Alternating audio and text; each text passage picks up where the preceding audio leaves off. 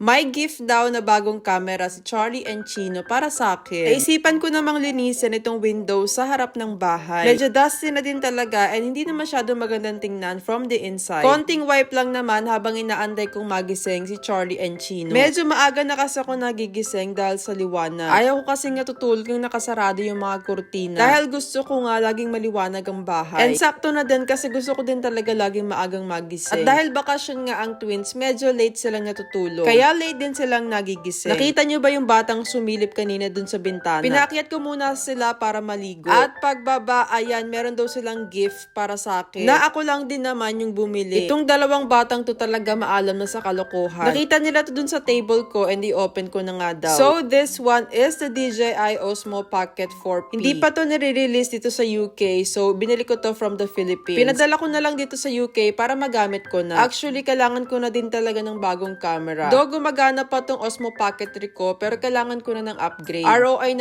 na din kasi to sa akin. More than 2 years ko tong gamit everyday. Though siguro, ikikip ko para sa daddy ng twins. Minsan kasi nag-stream siya ng game sa laptop and kailangan niya ng camera. Anyway, inopen ko na nga to and ito yung vlog combo. So, madami siya mga accessories na kasama. Diba? DJI, baka naman. Diba? Baka naman isali nyo kami sa PR list next time. Charot. Or baka gusto nyo daw bigyan yung daddy ng twins. So, ito na nga yung laman ng box. Meron na din pala tong kasamang remote. And syempre, meron na ding mic transmitter. Meron na nga din sila ditong pailaw. Basta ang daming laman nitong box, tapos meron ding tripod. Meron din ditong parang 3 cable kasi 3 iba't iba pala yung charger. May mga lanyard, tapos carrying bag, and meron din tong carrying pouch. At ito na nga yung bagong camera. So this one, dalawa na yung kanyang camera. Yung isang lens is para sa zoom. Medyo nagulat lang ako kasi medyo mabigat pala talaga siya. Compared dito sa gamit ko ngayon, parang medyo malaki din talaga yung difference. And tingnan natin kung magugustuhan ko yung quality ng video sa mga susunod na vlog. Kailangan ko pa din kasi itong iset up. At habang nag-unbox ako, si Charlie and Chino, nag-aantay lang sila dun sa gilid. Kaya sabi ko, ayan, mag-unbox na din sila. Binigay ko na yung isa pang Choco Mallows. Dahil very good sila kasi binigyan nila ako ng gift na ako yung bumili. Diba? Itong dalawang batang to talaga para-paraan.